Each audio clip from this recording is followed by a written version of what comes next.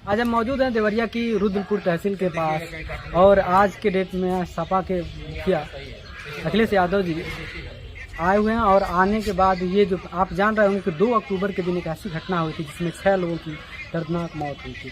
उस मामले को दोनों परिवार से मिलने के लिए आज आए हुए हैं और आकर के उनसे पूरी बारीकी से इन सारी चीज़ों के ऊपर जानेंगे कि आखिर क्या था मामला और किस वजह से हुआ।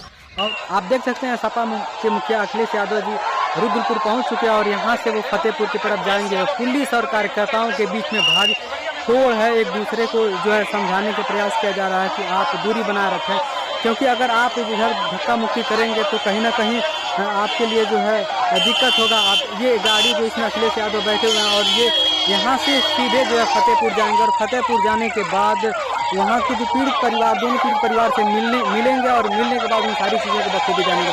साथ ही वो वहाँ पे दोनों परिवार को पुष्पांजलि अर्पित करेंगे और पुष्पांजलि अर्पित करने के बाद दोनों परिवार वहीं सपा के मुखिया अखिलेश यादव के आने की सूचना के बाद देवेश कुमार दुबे ने उनसे मिलने के लिए इनकार किया और उन्होंने आरोप लगाया कि मैं उनसे नहीं मिल सकता क्योंकि उन्हीं की सरकार में हमारे चाचा जी की ज़मीन को ज़बरदस्ती लिखवाया गया था।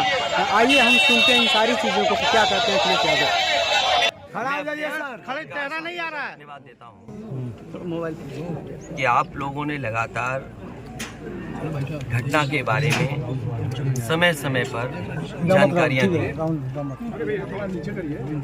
देवरिया कांड शासन प्रशासन और न्याय के लिहाज से बहुत ही महत्वपूर्ण है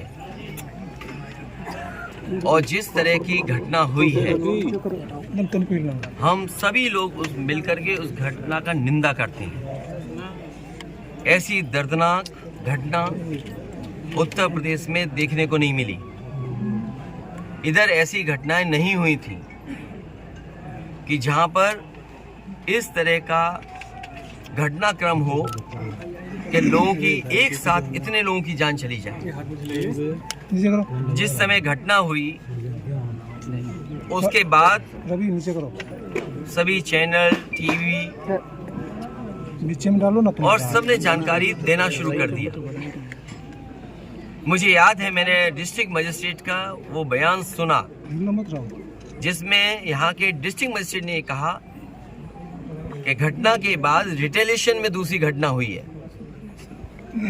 तो ये विषय शासन प्रशासन और न्याय के लिए महत्वपूर्ण इसलिए बनता है कि अभी तक सरकार जो जीरो टॉलरेंस की बात करती थी, घटना पहली कैसे हुई उसकी भी सच्चाई अभी तक सामने नहीं ला पाए। प्रेम यादव का मरना, उन्हें घर बुलाना, उसके बाद किसी धारदार हथियार से जान ले लेना, उसके बाद आसपास के क्षेत्र पे ये सूचना मिल जाना कि उनकी जान चली गई, लोग गए और उसके बाद ये घटना हुई। मैं मौके पे घटना में पहुंचा हूं, देखा है मैंने उस परिवार के रहने का और उस परिवार में जो घर बना वो मैं देख करके आया हूं। वो घर और ये घर जहां प्रेम यादव थे दूर था। आखिरकार किन परिस्थितियों में वहां जाना पड़ा उन्हें, क्या वजह थी कि सुबह वो मौके पे चले गए। अगर किसी की नियत मंशा ये थी कि उसे हमला करना है या उसकी नियत और मंशा ये होती कि उस पर हमला होगा तो वो तैयारी से जाता किसी भरोसे के साथ और अपनी मोटरसाइकिल से यहाँ से वहाँ प्रेम यादव पहुंचे। उसके बाद उनकी जान ले ली गई। मैं यही कहना चाहता हूँ इस मौके पर, मुख्यमंत्री जी का गृह जनपद है, मंडल मत बोलिए क्योंकि दूसरा जिला बगल का जिला भी घर मानते हैं।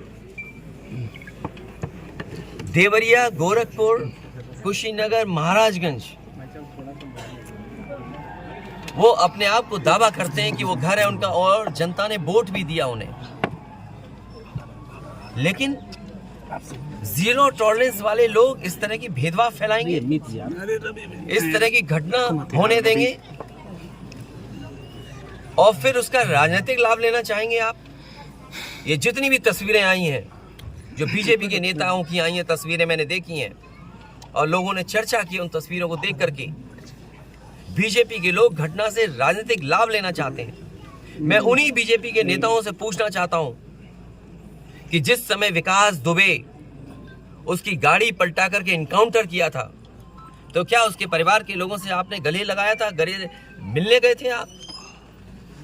और याद कीजिए वो जगह कानपुर देहात की, जहां एक पिता के सामने उसकी पत्नी और उसकी बेटी की जान ले ली बुलडोजर ने आग लगा करके।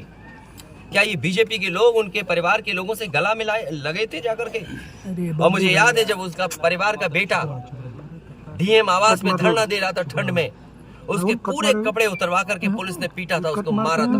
मैं आपसे कह रहा हूँ, आप पत्रकार साथी नहीं, कोई ये परिवार अगर पढ़ेगा लिखेगा, जो पढ़ाई करना चाहेगा, जो मदद कहेगा, मैं करूंगा मदद। यूपी में इस परिवार की हम मदद करेंगे। और मैं सरकार से कहूंगा कि अगर वो सरकार मदद करती है तो दोनों परिवार की मदद करें। सर, जो इंडिया गठबंधन में मध्य प्रदेश समाजवादी कांग्रेस और सरकार की तरफ से ये कहा जा रहा है कि न्याय हो रहा है, मगर यहाँ साफ साफ दिख रहा है जातिवाद हो रहा है। इसको किस तरीके से देखते हैं? सबका विकास की बात इसीलिए मैंने कहा, देखिए योगी की सबसे बड़ी परिभाषा यही है, जो दूसरे का दुख अपना दुख समझे। मुख्यमंत्री जी को किसी के साथ भेदभाव नहीं करना चाहिए अगर वो मुख्यमंत्री उत्तर प्रदेश के हैं, और किसी भी घटना से राजनीतिक लाभ नहीं लेना चाहिए। अगर इस सरकार ने न्याय दिया होता, न्याय पहले दिन से देना शुरू किया होता, तो शायद हम लोगों पे भी दबाव नहीं बनता कि हम आते हो घर परिवार के लोगों से मिलते आकर। सर, कांग्रेस के लोग कह रहे हैं कि आप बीजेपी को फायदा पहुंचाना चाहते हैं मध्य प्रदेश। देखिए सुनिए, ये बात भी कांग्रेस के मुंह से अच्छी नहीं लगती। नहीं, बदला बदली बात मत करो। देखिए मंदिर जाएंगे। ये विषय इसलिए मैं नहीं उठाना चाहता हूँ कि ये हमारे लिए देवरिया कांड बड़ा विषय है, और न्याय में संतुलन हो, न्याय में संतुलन हो, ये सरकार की जिम्मेदारी है। देवरिया कांड मैंने पहले से कहा, ये समाज के लिए और मनोविज्ञान के लिए ये बड़ी चीज है कि आप समझें कि अगर एक परिवार के साथ घटना होती है तो दूसरे परिवार का मनोविज्ञान क्या होता होगा। और ये डीएम ने खुद कहा कि ये रिटेलिएशन में घटना हुई है, और फिर शासन प्रशासन के लिए और न्याय के लिए ये बड़ी जिम्मेदारी है। को मैं मानता हूँ डीएम ने जो बात कही कि रिटेलिएशन में वो घटना हुई, और उस समय किसके मन में, किसके दिमाग में क्या था, किस वजह से अंधकार छा गया, और फिर उस घटना की वजह से घटना हुई है। और घटना वो भी गलत है, घटना ये भी गलत है। अगर ये सवाल आप पूछते हो मासूमों के लिए, मासूमों की कभी जान नहीं जाती अगर प्रेम यादव की जान न गई होती तो। सरकारी जमीनों पर कब्जे आप ही के नहीं जाती तो किसी मासूम किसी की जान नहीं जाती।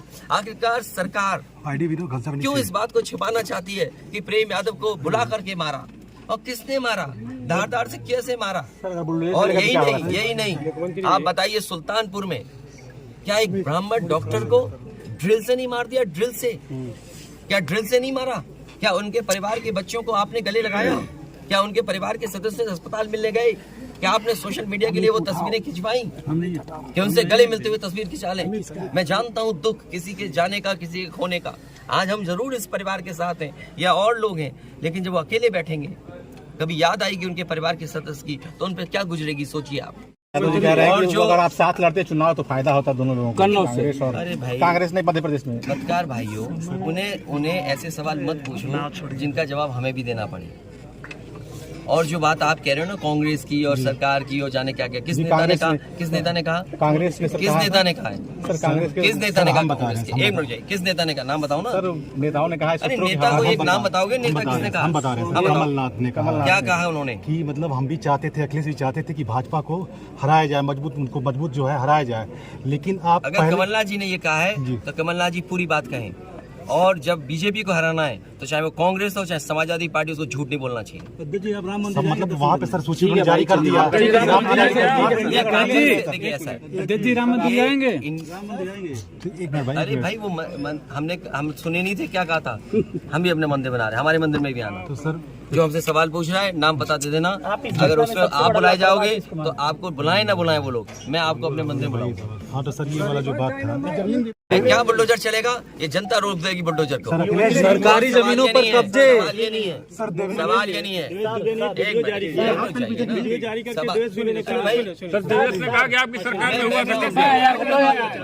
ये जो बुलडोजर चलाने की भाषा है, जो बुलडोजर चलाने की संस्कृति है, ये मत समझिए बुलडोजर में दिमाग नहीं होता है। अगर बुलडोजर न्याय देने लगा तो अगली सरकार भी यही करेगी। इसलिए मैं सोचता हूं कि अगर आप योगी हैं, योगी की परिभाषा यही है, दूसरे का दुख अपना दुख समझें। आप अपना गिराते हैं तो मुआवजा लेते हैं। आपकी किसी की हिम्मत हो अगर ये बात की कि उन्होंने अपनी बिल्डिंग गिराई और कितने करोड़ मुआवजा उठाया, अगर आप इसे बुलडोजर चलाना चाहते हो तो उतना ही मुआवजा देना जितना मुआवजा आपने खुद लिया सरकार से। देवेश जो सर कल देवेश कल मिलने वाला था, देवेश कल सही चला रहा है। सर अजय ये बताइए, गाड़ी उठा ले गए, ये परिवार चाहता था कि हमें चाय पिला दे, हम इसके घर आए। आप बताइए, चीनी चाय की पत्ती से लेकर कोई सामान नहीं ला सकते, पानी नहीं ला सकते। अरे किस बात के लिए सुरक्षा है? सुरक्षा तो इस बात की इनकी जान की सुरक्षा होनी है। अगर इनको कोई जरूरत है तो सुरक्षित होकर के जाएं बाजार और सुरक्षित होकर के बाजार से लौट के आ जाएं। ये इसका मतलब सुरक्षा है। सुरक्षा का मतलब ये थोड़ी कि घर को परिवार को कैद कर दो, गाड़ी उठा ले जाओ, यहाँ से सामान ले जाओ। क्या बुलडोजर चलेगा? ये जनता रोक देगी बुलडोजर को। सरकारी जमीनों पर कब्जे। सवाल ये नहीं है, सवाल ये नहीं है। एक मिनट,